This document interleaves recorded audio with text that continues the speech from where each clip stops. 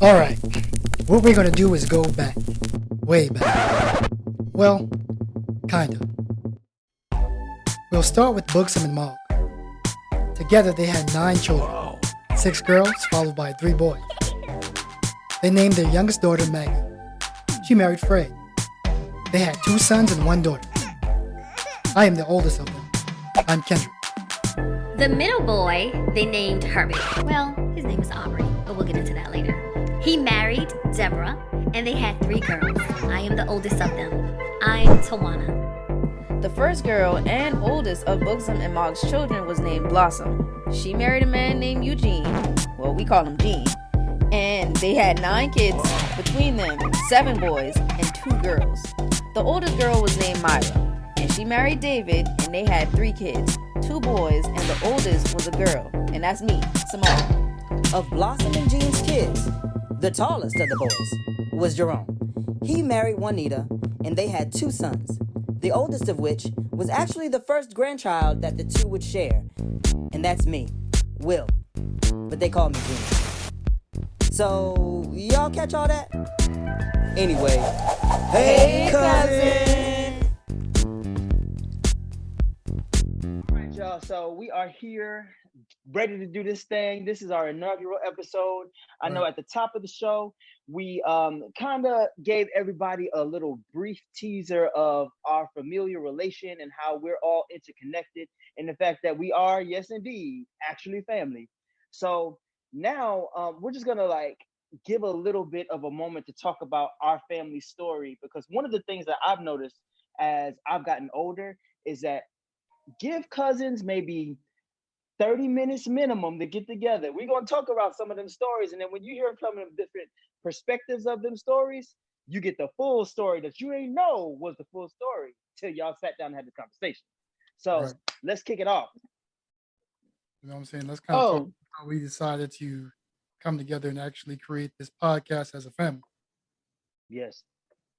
Okay, so the idea came to me a while ago. Honestly, I don't know if I was still in college and I had like a semester to finish up, or if I had already graduated. But what I noticed is that so many of my older cousins, and just my cousins in general, had so much to give with the stories of their lives and, with their careers and, different things that they know how to do and that they could really share with the world. And I was just like, man, this is like information that we all need to be sharing amongst each other, so we can also share with others to advance ourselves, not only as a family, but as a people as a whole. So I just kind of thought of the idea like, man, I wanted to do my own personal podcast. And I actually did start my own personal podcast, but I'm like, man, my podcast is cool, but I also want to create one with my cousins because I know they have so much to give. So I just sent out a text to Tawana, as a matter of fact, and Tawana suggested that I send it out to, a few of the cousins that I think would be interested in it. And everybody that you see here was very interested. They were messaging back very quickly. And so that's kind of how we got here today. So I guess I can just say that much. One thing that I wanted to add to that is I didn't realize till I was writing up the script about the family that all of us on this call are, of our branches of the family tree, the oldest child. Oh, wow. That's why, because we're responsible. We go Right, yeah, exactly. It comes with the package, Correct. Let's get done. And I feel like things are coming full circle for me when Moni, that's what I call her, y'all. When Moni reached out to me, and let me tell y'all why I call her Moni. I guess that's a story we can talk about later. But when Moni reached out to me, we and her always talk. We always talk. We always keep in contact with each other. So she is one of the cousins that we keep in contact. But when she reached out to me, it's crazy how things come back to you. I had an opportunity where I was actually creating it was in a barbershop, and it was called Cut and Sip. And we used to sit around and talk about community events and all that. And we was really trying to turn it into a situation where what we're doing now, and it didn't manifest. Before then, I was a part of it was a 2-girl crew. We called it Blog Live, where we would just blog. We would go and set up at different places in Atlanta. We would invite special guests. It didn't jump off. We did about 3 shows, and her and I, we didn't see eye to eye because it had grew to whereas in my friend in New York who works at Harlem Children's Zone, she was like, oh, you need to talk to such and such, da da da da da. And me and the girl that were working together, we couldn't agree on some things. So it kind of fizzled out. The opportunity went away. And then it came back around with one of my friends. We started doing this podcast show here in Atlanta at this lounge called, oh my God, I can't even remember the name of the lounge. We did about 3 or 4 shows, recorded it. We had people interested, and COVID hit. So when COVID hit, it kind of shocked everybody. And versus us trying to figure out how to get back on, it just died. So now when Simone was like, hey, Juana, what you think about this? I was like, let's run it. I know I'm supposed to be sitting in front of the camera running my mouth about some social pop, everything. Let's do it. So, you know, I'm interested. I'm excited because it keeps coming back to me. And every time it comes back, I'm gonna work it, and we gonna see what happens. So that's how I got involved. I love it. Yeah. Am I next? Do your thing, Drew. Yes. Well, I mean, I got, when the text came through, I was like, yeah, like not dissimilar to what Tawana was saying. I've been feeling probably for like the last 2 or 3 years, like this pull towards podcasting and blogging and vlogging. And I just before, again, COVID hit, I went on my very first cruise. My wife, Christy, surprised me with a cruise. And I was like, yo, okay, so before I do this, this is going to be the start of my blog, the start of my like little YouTube blog or whatever. And I bought a brand new camera and was ready to go. And then boom, we stepped off the ship into peak COVID. Like they started shutting things down. We actually couldn't even get back to the port that we were supposed to get back to because they wouldn't let us in because of COVID. So ever since then, it's been, of course, on pause. And I'm like, yo, okay, well, we'll figure it out later. But then when this came up, I was like, yo, that's perfect. I haven't seen or heard any type of perspective that is kind of geared towards the Black family and the Black family experience told by an actual Black extended family, you know? So I feel like there's a window for us, and we might as well jump in before somebody else do. Absolutely. No, I think we definitely bring a unique perspective to the whole thing because I think we all were on the same page at about the same time because I got like this mic and all this stuff. So, you know, I was starting that process myself, but, you know, you start off saying, okay, I want to do this, like, you know, for myself first. Then it's like, okay, well, I know I've already created some topics for my personal blog, but I think this would be a great way to kick it off. And it's like a Sunday sit around with your cousins that you have, you know, anytime we're in town together, we kind of like just chop it up and talk about all kind of different issues. So if we have those issues, I'm thinking everyone else in the family has those issues as well. Yeah, I agree. Absolutely. So that's the origin of Hey Cousin. Right. The name came about because that's what we always say to each other. Well, one of my other cousins, he always be like, hey cousin. And we just kind of was like, that might be dope for us to choose that. So that's how the name came about. We're happy with the name, right, y'all? We happy with the name? Yes. I love it. I love the name. I love We actually need a sound bite of all of us saying it together. On the count of 3, we can do like a sound bite so where it's a video clip and it'll be the audio clip for us to use. So y'all ready to mark it? So 1, 2, 3. Hey cousin. Wait, hold on. Man, if y'all don't. Let me turn my mic up, so. One sound, one band, y'all. One sound, one band. All right, let's go. All right.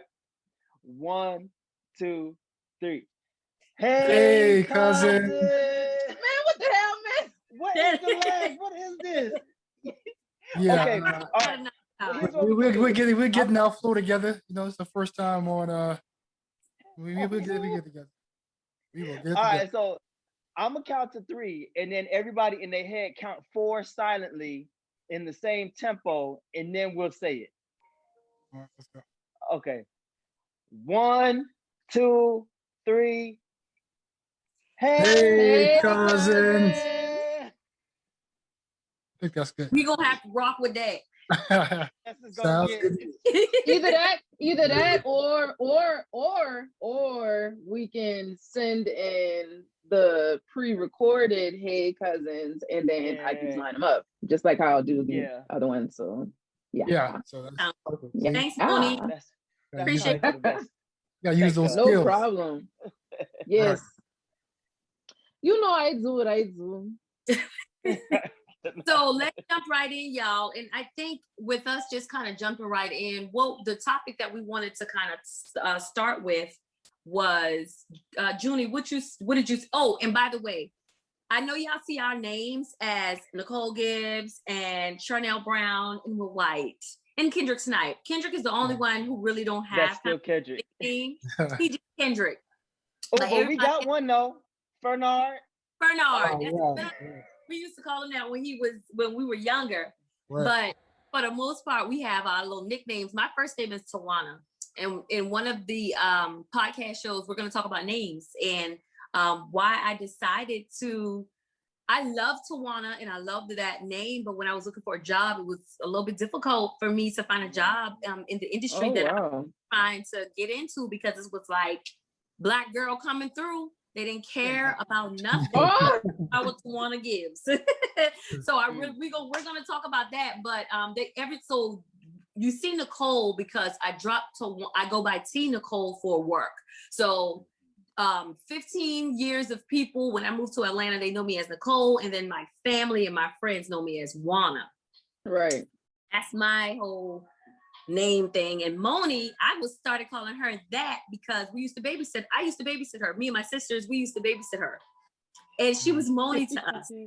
So that's how she got the name. And I'm never calling her nothing else. So she can. And then Junie is our cousin. Junie is a junior, of course, as you know. And instead of everybody calling him Will, we just always called him Junie. Right. I thought that was his name, like for as long as I thought that was his name is Junior, right? It's like I think when you got like social media, it was like Will White Jr. I was, who the hell is Will White Jr.? Who the hell is that? That's the same thing I said. I said the same thing. I was like, who is Will White? Who is Will? Where did Will come from? I started looking at the pictures. I was like, oh, it's Junior. Right. Yeah, that's hilarious. But Junie, what was the topic we said we was gonna start with today? It's going to be our family story. So I think with that, I think it's very important for us to bring up the whole Geechee element of our history. For me, I don't think I actually was able to combine Geechee history with me just growing up in Charleston for the summers. Like, I didn't know that there was a difference. I didn't know that there was basically a whole culture, and not for nothing, to me, one of the last standing African-American cultures that resides here in the United States. Like, of course, you hear about Black people that are from Nigeria or from, Eritrea or whatever different place. But Geechee people have a culture that's been solidified. And I'd say probably one of the only other ones would have to be like Louisiana, because they have their own like distinct culture. But I think we should talk about that. Like, I know I grew up down there in the summers, but you guys are from there and lived there. And did you always have the self-awareness that, hey, I'm Gullah, I'm Geechee, or was it just, this is me? No, I actually personally kind of got more acclimated to the culture after I left. People were like more interested about the culture than I was, I think, at a certain point. They're like, what? Like, you got an accent, you from Jamaica? It's like, not from Jamaica. I'm from a small island outside of Charleston, Oh, well, you might know I'm Geechee. Like, and to be honest with you, at first I was like, I didn't understand, what that meant. Mm-hmm. So, for the most part at home, you would hear people call you Geechee in like a teasing manner. So, yeah. So it's like, oh well, you too geechy, you know what I'm saying? And I guess going out into the Air Force and the world, people was like, yeah, I like it. It's a cool accent. So from that point, I kind of got more into, okay, well, let's kind of dig a little bit deeper into. You just kind of think everyone talks like this anyway, just because that's all you know. Yeah. That's what you grew up around.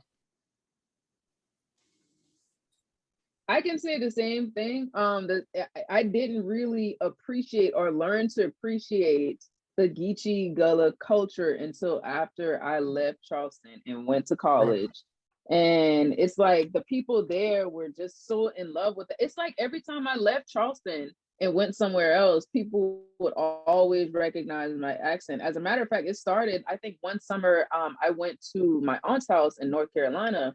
So we were around like some of her church friends and her church family and stuff like that. And it was just like, hey, you talk funny. You got an accent. Like, you from the islands or something? I'm like, no, I from Charleston. Like, what you talking about? Like, what? So right. that was just the start of it. That was just the start of it. So when I went to college, it hit me like full force. It was almost culture shock to us because they're like, why do you talk like that? Like, I love your accent. Like, where are you from, Jamaica or something? I'm like, from Charleston. Like, I don't know what you talking about. You done it right now. Like, I just went to Charleston or whatever. But what would happen is I would be away from Charleston for so long in school. So when we would come home for breaks, I would like feel relieved when I pulled up to like a fast food restaurant and I hit, hello, man, I take your order. I'm like, yes, I have made it home. You know what I'm saying? Yes. But it wasn't until like my the last time, like after I graduated and I came home, I just kind of got a little like, I won't say scared, but I was like, I guess I was kind of scared that the culture was going to die out because of how they were gentrifying the area so much. Right. So I took it upon myself to like create a whole show, like translating different words and phrases that we would use heavily down here, especially for like the millennials and stuff like that. So much that I even created a clothing line behind it as well, but I did not know or appreciate the whole language and the culture until after I left. We didn't know. We just thought we were just being who we were. You know, it wasn't until we got out ourselves and figured that out ourselves. Like, okay, like we have a hidden gem here. You know. Mm-hmm. Oh yeah.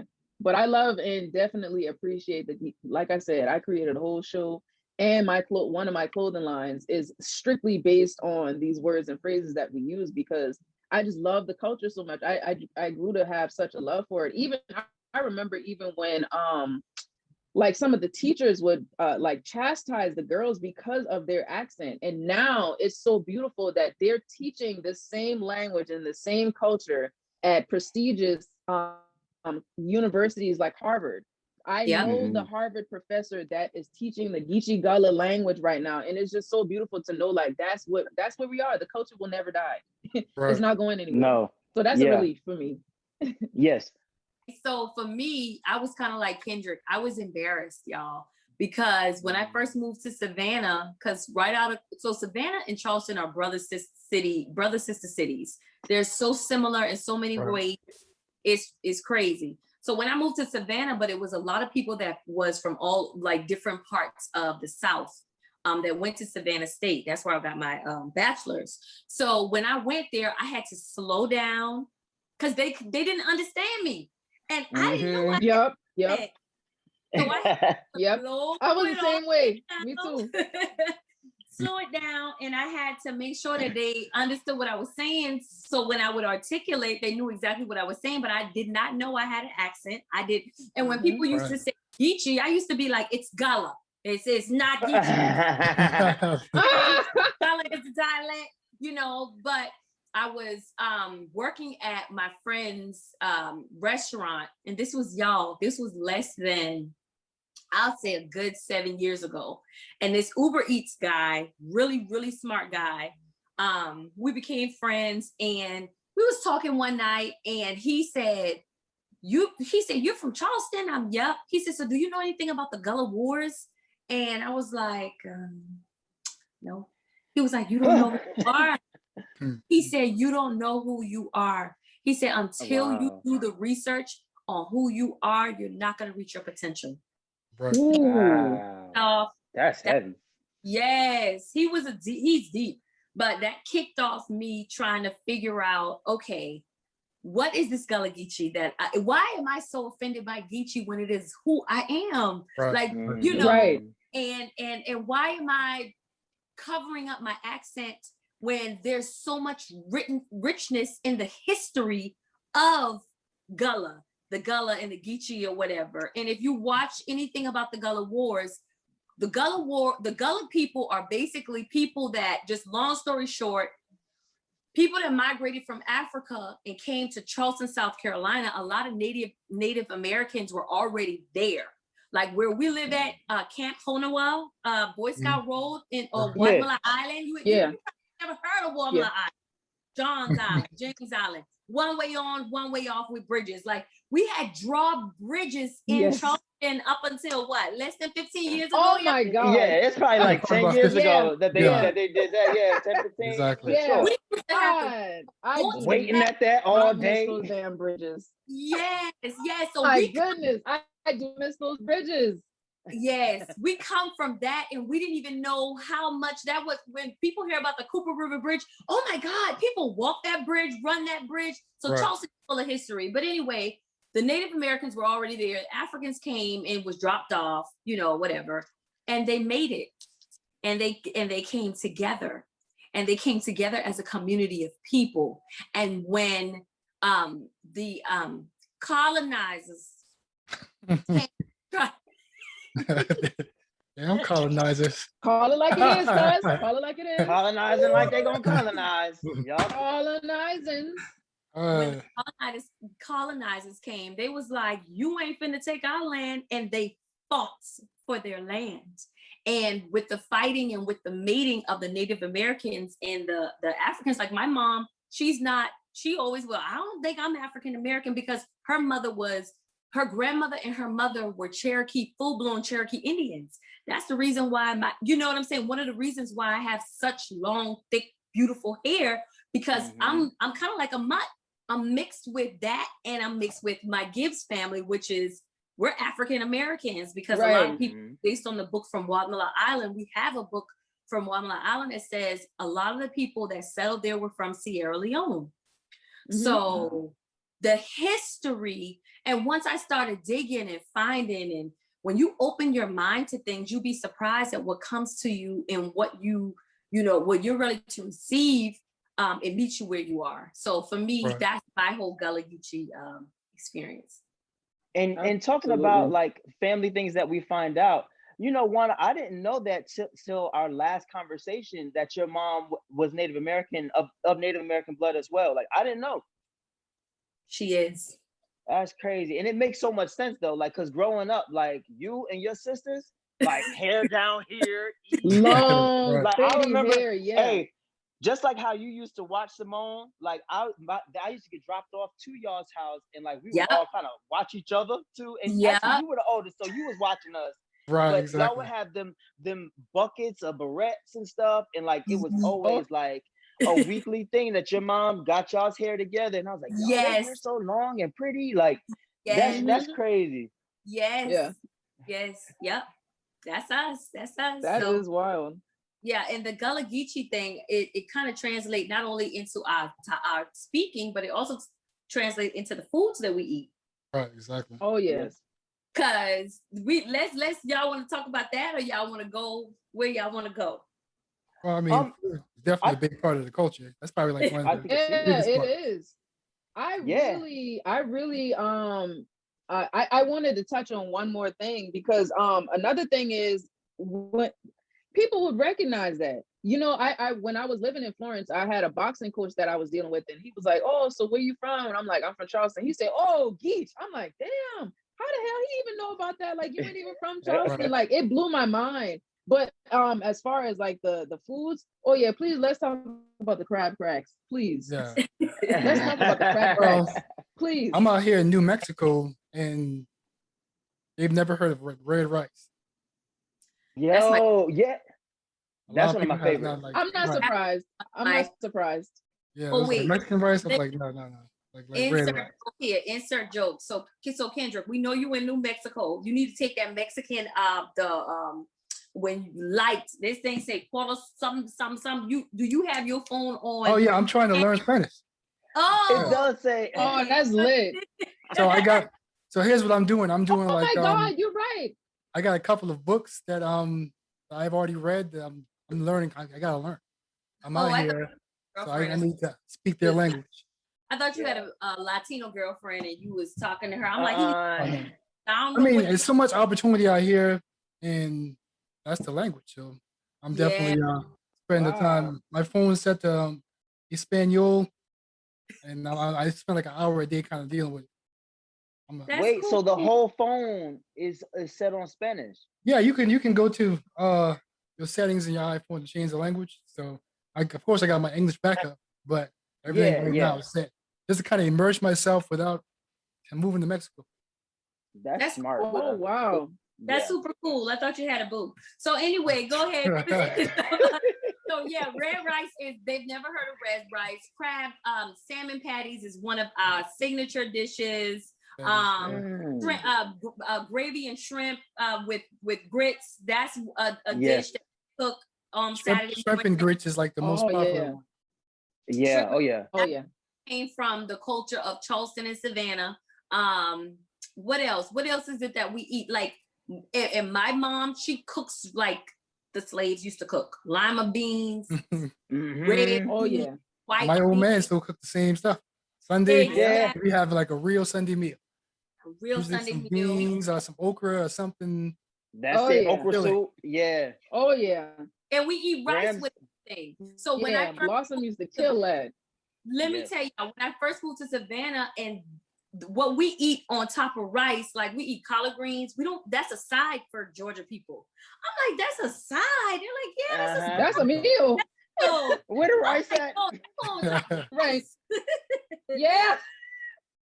Let me tell you, we even used to take the barbecue sauce when Mama used to make barbecue chicken. Take that barbecue sauce, put it right over that rice. On the rice. Right, exactly. Yep. That's a course right there. You got a meal. You got exactly. Wait. I remember being at Simone's house and like your dad cooked for us one time. I don't know where your mom was. She might have been at church or something like that, or running around for Sunday school or something. But we had eggs and rice for probably the first time. That was another big thing. That's a good one, Junie, with that Roger Wood sausage. I can't eat no more. I can't. That's not really know about that Roger Wood. Yeah. That Roger Wood sausage with that eggs and rice. Okay. Listen, let me tell you something. Sausage. Listen. Sausages. Yeah. Sausage. Exactly. Yes. So the food that we ate, and my ex-husband, he's Georgia, so he never really used to eat none of the food I cook because he's like, what is this? Like, pork and beans and rice. Like somebody who loves listen. Pork and beans and rice. Sausage, and you put some bacon in that thing. Oh my God! Listen, delicious. You put Roger Wood in there too. Absolutely. Right in there Roger Wood go in every day. Oh yeah, man. Oh yeah. Without a doubt. Without a doubt. Like all of these things, like when I had my broke moments, I went back to them Gullah Gucci meals because they $2-3. Yeah, man. A couple of cans of cinnamon. Made the stretch. Yeah. Yes, the rice, and then another thing I noticed is that when I would go on the island, Wamala Island, anytime, I'm telling you, we had grits for breakfast, we had grits for dinner, and grits is going to be a part of your meal. It does not matter how long you're gonna eat. I'm still not a big fan of grits no more. It's gotta be really. Yeah, my mom used to hold the grits on me. I've been in a real grits mood as of recent. Like I was talking to Christy, she's like, "Yeah, you've been eating a lot of grits lately." I feel it. It's coming back up in me. That's what it is. All of this is coming back up in you. Right. Yeah. I mean, I deal with grits and no sugar. Oh no. No. Gotta be savory. No. Savory. Yeah. Who does that? Who does that? The Midwest. A lot of Midwest people do that. But what's fun in our family, you know, you got people who can cook or whatever. and everybody used to like Aunt Maggie's red rice, and everybody likes Pamela's red rice or her chewy. Oh Lord, yeah. Yeah. Chewies, yeah. We used to be like, who cooked that when we would get together? Yeah. Who cooked that? Because we had our special dishes from certain family members that we just loved or whatever. So that's something. When I was eating meat, if Hattie didn't make the red rice, I ain't been eating that. I ain't been eating that. I remember there was one 4th of July. Hattie, I don't know why Hattie did not make the rice this 4th of July, but I remember it like it was yesterday. I saw it. First of all, from the look of it, it was not red enough. First of all, that's number one. And I already knew something was wrong. I was like, okay, let me just taste it. Maybe she just lost her luster or something like that. And I tasted it. I was like, no. I went up to Hattie and I was like, Hattie, did you make the red rice this time? Because what's going on, baby? She's like, oh no, I didn't make it this time. I didn't have time. I only had to make the cheese or something like that.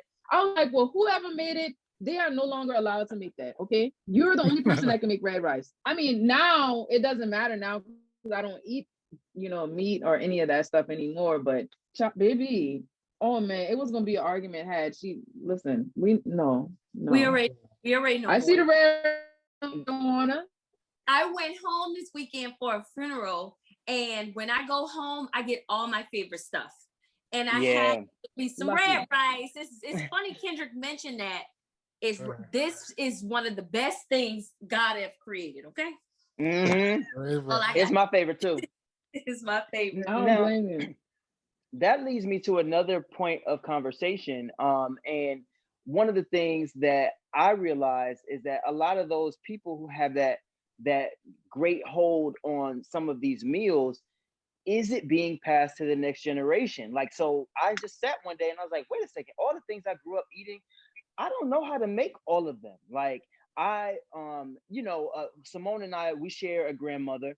And if you all out in TV world don't know, right now she suffers from dementia, so she doesn't cook like she used to anymore. She doesn't cook at all anymore, actually. Right. But one of the things that we grew up on was her cooking. She cooked dinner every night. She would have, food for our grandpa's set. He would eat first, then we would come in later. And she was like traditional in that way. And there are certain staples that she will always cook. And one of the things that came up for me was like, just talking to the cousins, was like, wait, what's that thing with the pork chops and the peas that Grams used to make? And I was just through conversation looking for it. I think I ended up speaking to your mom, Simone, about it, between your mom and my dad. And they were like, oh, you just cook it like this. And so when I tell y'all I cooked it one day after like their instruction, and it almost brought a tear to my eye, no lie, because I knew that it was something that I wasn't going to be able to experience anymore because she can't cook that anymore. She doesn't cook that anymore. And I thought it was lost for forever. But the fact that, again, having these conversations with family and being on top of passing things down to the next generation, like really brought down my whole childhood in one bite. And I know I need to get that red rice recipe from Pamela for sure. Yeah. Oh my God, yeah. You gotta have skills to mess with that red rice. It's not. I'm telling you. I don't deal with that red rice, and I don't want to learn how to cook it. I want somebody else to cook it because I'm going to eat it too much. I'm going to eat it too much to learn how to cook it. I've done one decent pot. I've done one decent pot so far. Yeah. Man, listen. I have not attempted the red rice, but what I can say is I did make that the peas and the pork chop. Mama, let me tell you, Mama taught me how to make that from her bedroom. Listen, let me tell you how it went. I'm telling you, she was like, okay, take the pork chop out. You're gonna fry the pork chop, put the peas in the pot. Then after the pork chop done good and seasoned and done good up or whatever, you throw that in the pot with the peas and let it marinate together. Boom, you got your meal. And she was yelling the instructions to me from her bedroom. I'm in the kitchen like whipping it up. This was like years ago when I was still in grade school. But listen, it was real good. That was one of my signature meals. Like when I was in a good mood or something like that and we had those ingredients, I would just make it, and whoever was hungry, okay, boom, y'all got something to eat. You eat And too. what's up? Mm-hmm. I'm Blossom now. I'm Blossom now. Yeah, listen. I'm the Blossom now. Crazy. Yeah. I mean, but you gotta think about it. There's so much of our culture. Like, think of all the family gatherings around food, like superfood, like Every macaroni and single one. cheese, and like, I mean, feast every time we got together. So, Oh yeah. Yeah. so each Yeah. time you kind of create a meal now, you kind of like you can think of a certain person or a certain time that you had this meal with your family. Oh Yeah. yeah. Now I did get Graham's mac and Oh, cheese yeah. recipe though. I remember like probably about 7-8 years ago, I just randomly called her and I was like, Grams, I'm trying to make some mac and cheese. Can you walk me through it? And this is when she was still, doing it. She's like, boy, what you know about some mac Yeah. and cheese? And so I said everything now. So I literally still have the paper with everything that she told me to do. And I'll add a little razzle dazzle myself because I feel like you gotta- I'm you gotta add your own. aficionado. Right. You know what I'm saying? Gotta Yeah. step it up Right, sometimes. right. But Yeah. just to know that I have the access to it. And not too long ago, our cousin Randall called me asking if I knew Graham's recipe. And I was like, yo, yeah, I can send you the picture Wow. right now. And Wow. like, we have to make sure that we keep on top of those things, especially yeah. as we branch out further away from Charleston. And some of us don't live there anymore. Some of us just go back for visits, but just making sure that as we head the next generation, that they also still have access to some of these things. Right. Absolutely. I absolutely agree. I used to be on cheese grater duty at Agreed. Blossom House when it came to macaroni and cheese. Oh wax- yeah. You used to put Yeah. that wax paper Yeah. in front of you, give you that big Oh, block God. of cheese, be in that joint, Yeah. getting it. Yes, yes, Cheese yes. grater duty. To be One honest, recipe I I do miss. One recipe I do miss is that okra soup. I am so sad. I yeah. remember I remember actually being in college and I was like, Ma, like every time I call her, I'm like, Mama, when I get home, I need you to make me I need you to make me that okra soup. Like I need that okra soup. But by the Right. time I got home, she had stopped cooking. And I was like, man, I don't waited too dang on late, man. Yeah. Damn. That is a signature dish too. I'm gonna see if there's a way to, oh yeah. I'm throwing I'm no gonna shrimp in see there. if there's a way that I can get these. Oh, and she did. Exactly. And That's I'm good. like, I got threw the shrimp in there. Threw the shrimp in the okra soup. Oh, all the Hey. time. Yeah. That's good. That's good. You I'm not know an what? okra soup lover. No. What? Mm-mm. Is it the texture? Is it slimy for you? It's the texture. Okay. Oh Nah, man. Fried okra. I'll eat the fried okra with the rice that we cook. So we do the fried okra with the rice and the baby shrimp. Mm-hmm. Y'all Okay. Okay, yeah. Well, No, I know I you used to never cook had that. Right. Yeah, it's Right. good. It's real good. I never had that. And I do it with the salmon too. That salmon in that can, put it in a thing, saute it Salmon. up Ooh. over some rice. That's some good stuff Yeah. right there. Yeah, it is. So yeah, Bacon, onion, salmon. If you fancy, put that Roger Wood kind of sliced up in there too. You breathing heavy. I fixed it for this girl one time. I put beef sausage in it. And she was like, "This is a Creole dish. This is so good." I said, "Girl, this has a battle meal, baby. Yeah. Salmon ain't but $2, and some rice ain't but $1. Mm, You That's gotta it. Yeah, I know. exactly, and it's good too. It's Yeah.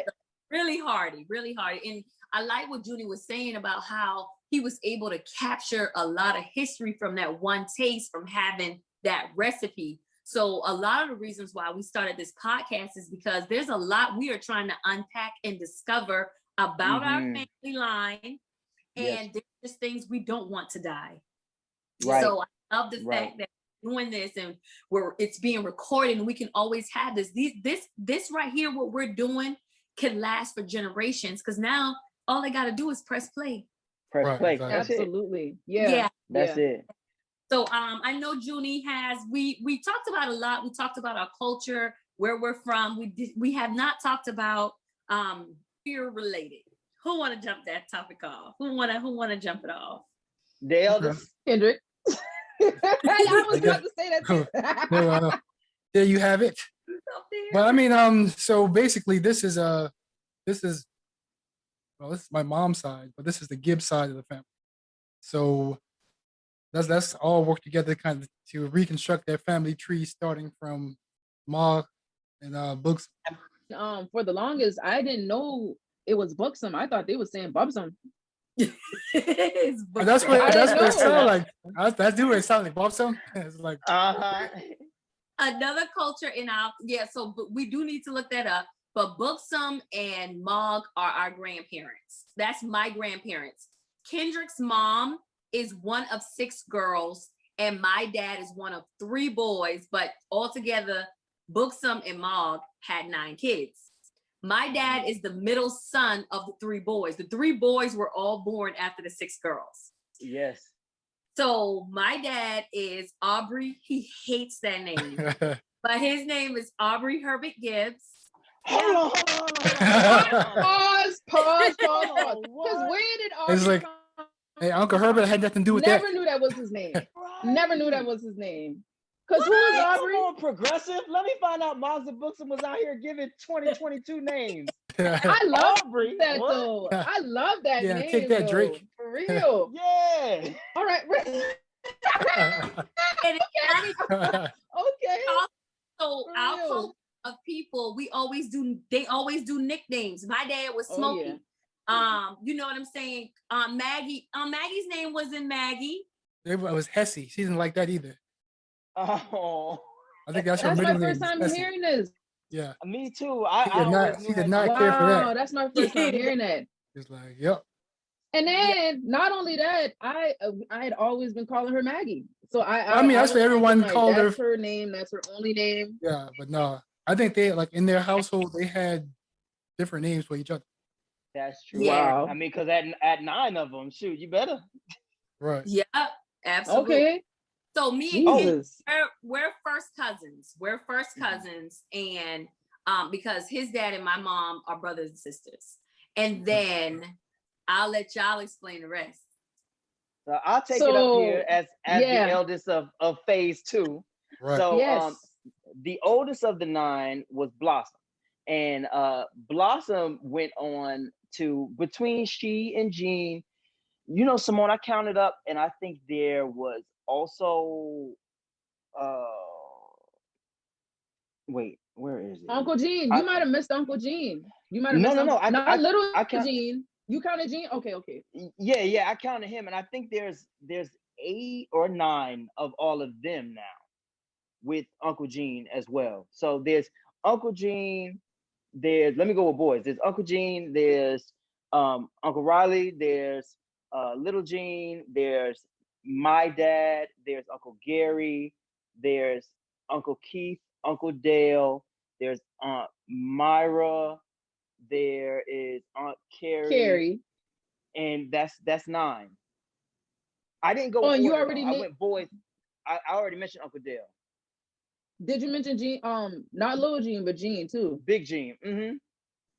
Okay. Yeah. So Y'all Raleigh too? Yeah. He said Raleigh. He said Raleigh.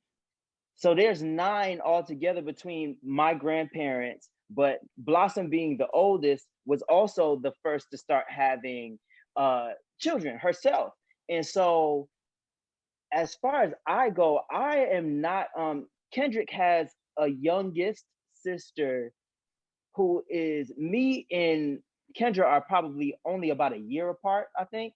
And then also Tawana's baby sister and I are also about a year or 11 months apart or so. So those 2 generations, although we are second cousins, feel like first cousins, at least from my perspective, because I was the first grandchild to come into the whole family because I was on the tail end of the siblings having kids themselves. Mm-hmm. So I grew up with these 2. You was the first grandchild of Aunt Blossom. Yeah. Mm-hmm. Yeah. Okay. That's beautiful.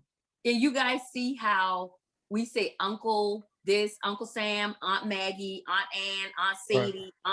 It's no Mabel. It's no handling of no names in the South. Yes. We put that handle of that aunt. You don't have to say miss, but we put that aunt on there to show respect. Right. And a lot of people don't do that. A lot, like our cousins in New York, they call you by your first name, Deborah. Herbert. Put aunt on that. He'll put no aunt on that thing now. Stop. You know, that really might be a New York thing because you know my dad met my mom up there, and my dad doesn't say aunt or uncle anymore. He just be like, you know, Deborah, Yeah. Maggie. He just goes by that first name now. But wait, Junie, pause. Do you remember when we came to Jersey to your house when we were there with y'all? Do you remember that? We was Wait, little.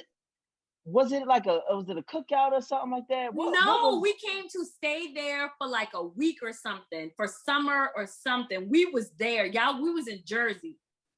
Lord, and let me tell y'all, we ain't have a house till the first time I was like 8, and then the second time we moved back down, we was 15. So I know y'all came to a 2-bedroom apartment. It was a 2-bedroom apartment in Jersey. Yes, we did. Yes, we did. Oh, wow. I remember that. You know, wow. That's one huge thing about our family. When it comes time to saddle up or need to depend on somebody or need a roof over one's head, our family don't play about that. Like, I remember I was going to move back up to the north after being in Korea for a little bit. And I was this close to being, I was about to stay with Aunt Ann up there for a little bit, and literally I asked her and she was like, oh yeah, you can stay, like it's no problem. Like, I ended up finding an apartment beforehand, but just the fact that that door was open was a beautiful thing, and it always makes me proud of the family that I'm in. Yeah. Right. Oh yeah. Simone, you gonna tell your tying into Simone. Yeah, for the sake of time, I think we got like 3 minutes left, but okay, so you do your full story, Mom. I am. So okay, so Blossom. Okay, so Blossom, you know, Blossom is my and Junie's grandma, and of course, Blossom had all them churn, and Junie's dad was is brother to my mom, which is the oldest of the only 2 girls that Blossom had, and I'm the oldest of Myra's. Myra is my mom's name. And I'm the oldest of Myra's and the only girl of Myra's children. So that's how I fit into this story here. So this is so cute. Let me tell y'all, Myra and Rome are my first cousins. They're our first cousins. His daddy name is Will, but I never knew that because we called him Rome. I thought his name was Jerome. So I was like, who is this Will white guy? Right. You got a junior? Like, I don't understand what's going on here. Right. And Juanita is so cool. His mom is so cool. But Rome and Myra and Myra, so it's crazy because Myra she one of my favorites because I used to get in trouble a lot, y'all, because I ain't want to listen. And if I wasn't at Myra house or trying to get there to babysit Simone so I could go out or something like that, I was knocking on Aunt Maggie's door. Aunt Maggie, I want to come live with you because my daddy done pissed me off. And she like, Anna, what you done did now? You know, so it's crazy how all of this is coming full circle. Like, I literally got whooped at Myra's house when I was 16 years old because I wanted to go to Visions. And my dumb self, because I couldn't go out. My mom and them didn't play that. No going out. Oh, none of them did. Exactly. Party. We run out of time. It's almost 7 o'clock. But we're gonna have to talk about. So when we come back, one of the things, our family is very religious. Yeah. So we grew up in the church. Oh yes. We were in the church. Guys. We grew up in the church. We so we'll talk about that when we come back. But yeah, Myra, Maggie, my favorites. Rome is one of the sweetest cousins I have. We didn't spend much time because he was in Jersey. You know what I'm saying? He was like the cool cousin that had like he was the coolest. The sports car and all that stuff back in the day. I was like, hey, this guy got a name COMYAH. Oh snap! Listen, y'all know Cool Rome. I didn't know Cool Rome, and I didn't know Cool Rome till I started seeing pictures, and I'm like, wait, that's your dad was the man. I was like, yo. He used to whip it. He used to have he used to be dressed like. I'm like, hold on now. He is supportive. Like, he'd be like, anything you need. He was working. Wasn't he a VP at Bank of America? No, he wasn't a VP. He was in global funds transfer at Wells Fargo, which used to be First Union, which used to be Wachovia. Like it goes back. But he's been with them for over 20 years. Yes. 20 plus years. Okay, Yeah. so wait, your mom and dad live in Charlotte now, though, right? They're in Charlotte now. Okay. Well, when he first I was with Bank of America when I first moved to Atlanta. And I could talk to him and he was like, you need anything. That's why family is so important. And I wanted to kind of just round it up. Everybody say whatever. But to have a supportive family like we have, it's unspoken of, it's unheard of. A lot of families fight, carry on. We may have our little whatevers, but for the most part, we all love each other. We try to show we don't have those issues, especially within our generation. No, definitely. Anything, he was like, anything you need, you let me know, Tawana. You let me know. Now I'll never forget. You forget stuff like that. You never forget stuff like that. Right, exactly. Oh, yeah. It's the truth. Yeah. So I guess this will wrap up the first episode, and then we'll kind of continue this conversation on the next episode. Absolutely. Okay, and this is you guys excited. This isn't just about us Gullah Gucci people. This is going to be, we have some heavy hitting topics that we want to talk about. We all are educated.